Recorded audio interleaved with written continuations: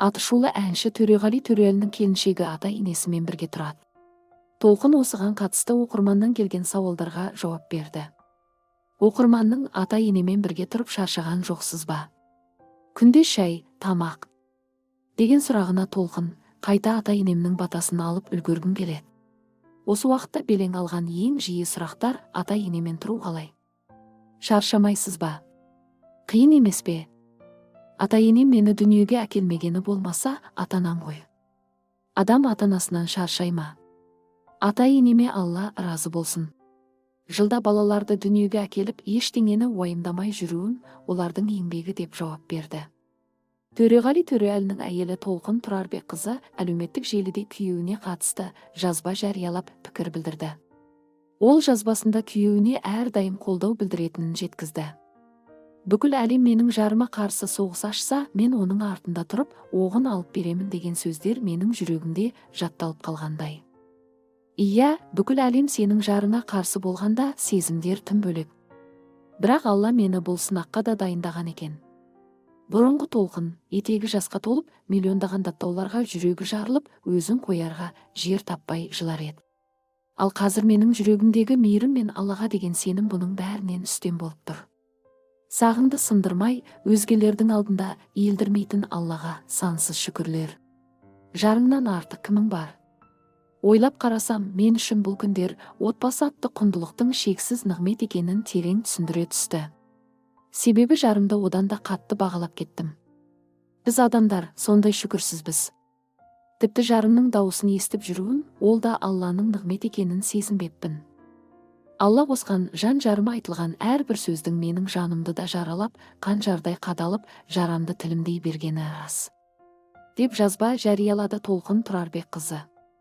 Танымал әнші Төреғали Төрелінің жары Толқын Тұрарбек жарымен қалай танысқанын айтып, тойы неге кеш өткенін түсіндірді. Отбасылық сырлар мен естеліктері жайлы баяндады. Төреғали Төрелінің жары Толқын Тұрарбек әншімен қалай танысқанын, отбасылық жағдайы мен сырларын айтты. Толқын Тұрарбек жолдасының өте қызғаншақ адам екенін айтады. Себебі қайын атасы да анасын әлі күнге қызғанатын көрінеді. Бастапқы жылдары Төрештің мені қызғанатынын, сахнаға ән айтуға шыққалы тұрса да, маған хабарласып, қайда екенімді білгісі кеп тұратынын қабылдай алмайтынмын. Ол сенбестік емес, өз әйеліне деген қызғаныш сезімі екенін кейін түсіндім. Қазір түсіністікпен қараймын. Әлі күнге дейін видео немесе телефонмен хабарласып, қалымды сұрап тұрады. Сыртта жүрсе алаңдайды. Қызғанады, мен қатты қызғаншақпын деп айта алмаймын. Бастапқы уақыттарда Төрештің әншілігіне байланысты көп уақыт бірге өткізе алмадық. Сол кездерде Алладан бірге таң атырсақ, бірге таңғы шай ішсек деп тілеуші едім. Карантин уақытында дегенім болып, қанша уақыт бірге өткіздік. Балалары әкелерімен бірге қуанысып қалдық. Төреш өте балажан дейді. Толқынның айтуынша Төрешпен студент кезінен таныс. Екеуін айтыс табыстырды десе де болады. Ал әнші анасымен таныстырған уақытта енесі келінін бірден ұнатқан екен. Төреш айтысып жүргенде мен көрермен болып баратынмын.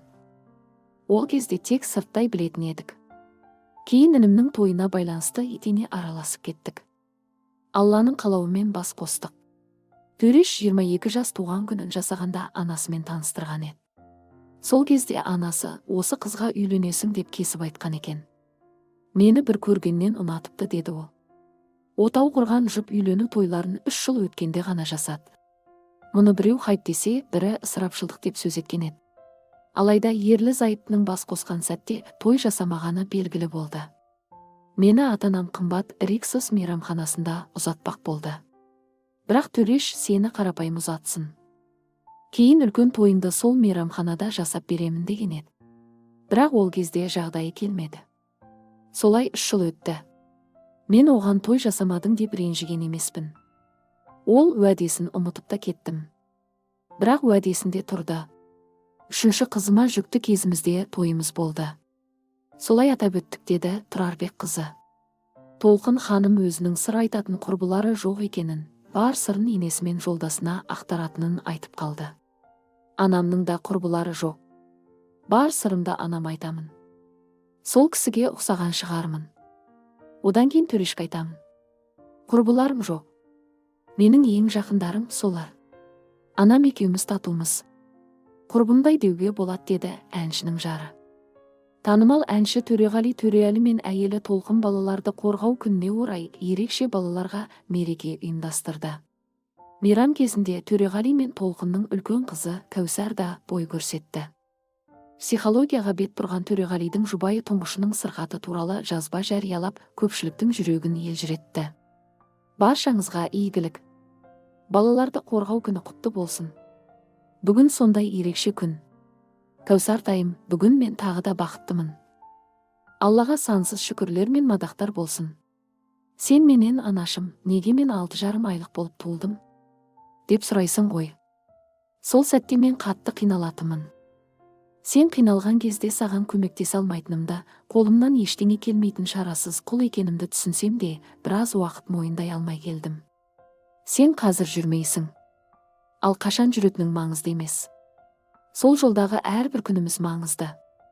Сенің риясыз күлкің мен нұрлы жүзің бағалы. Қашан жүріп кететініңді Алла біледі. Анашың сенің қасыңда әрбір тәтті қылығына тоймай, әрбір жетістігіне қуанып, әр күніңе шүкір етумен Алладан жүріп кетуіңді тоқтамай тілейтін болады, деп жазды Толқын Тұрарбекқызы. Мен ерекше баланың анасымын. Ана атанамын дегенше тіпті ерекше балалар бар екенін білмей өсіппін. Кәусарым туылып, 1000 түрлі диагноз қоя бастағанда отбасымызбен түңіліп кеттік. Бастапқы жылдары баланың диагнозын қабылдай салу оңай емес. Өзіңді кемсіккендей сезім пайда болды. Диагноздың өмірлік екенін ойлағың да келмейді. Басында өзіме қуануға да тыйым салатымын. Бір жаққа шығып көңіліңді бөліп келу, балам ауырып жатқанда қай жетіскеніңнен қуанасың деп ойлайтымын, деп жазды Төреғалидің әйелі. Алайда ол араға уақыт салып мұның тағдыр екенін түсінген. Ерекше балалардың анасы мұны дәрігердің ағаттығынан немесе вакцинадан балам осындай болды деп кінәлайтын шығар.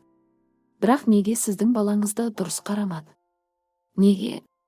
Себебі ол Алланың қалауы. Алла қалады, дәрігер қателесті, вакцина дұрыс егілмеді. Сынақты сый деп қабылдаса, Алла оған басқа есіктерді ашып қояды, дейді Толқын. Сондай-ақ ол тұңғышы дүниеге келген соң өмірінің өзгергенін айтты. Кәусарым менің өміріме көп өзгерістер алып келді. Ең бірінші, иманым күшейді, сабырлықты үйрендім, Алланың сансыз беріліп жатқан нығметтерін сезінуді, адамды тілсіз түсініп, ешкімнен ештеңе күтпеуді үйрендім, деді ол ағынан жарылып. Төреғали Төреәлінің жары Толқын Тұрарбек жаңадан отбасын құрғаннан кейін басынан қандай қиындықтар өткенін айтты. Ол бір кездері өзін тек бала туып, тірлік істейтін, ешкімге керексіз жан деп сезінгенін жасырмайды. Алайда бүгінде 5 бала тәрбиелеп отырған келіншек өткеніне алғыспен қарайтынын айтады. Қарап отырсам, жаңадан отбасын құрған Төреш пен Толқын бүгін өздері армандаған отбасына айналып келе жатыр екен. Аллаға сансыз шүкір. Жап-жас жаңадан құрылған отбасы. Төремнің тоқтаусыз гастрольдік сапары. Қатар-қатар туылған балалар. Өзімді бір уақыттары ешкімге керексіз, тек тірлік істейтін, бала туатын, қонағы бітпейтін, шаршап кеткен, өзін жақсы көрмейтін адам ретінде сезінген кездерім болды. Елдің көңілінен шықсақ деген қалыптасып кеткен стереотиптен мен де шыға алмайтынмын. Әрі мұның бәрі менің ішімде арпалысып жататын. Нағыз жертваның бірімен болғанмын, деп ағынан жарылды Толқын Тұрарбекқызы. Өткен күндерін еске алғанда күлкісі келетінін жасырмайды. Әйтсе де ондай күйге өз еркімен түспегенін және дер кезінде шыға алғанын атап өтті.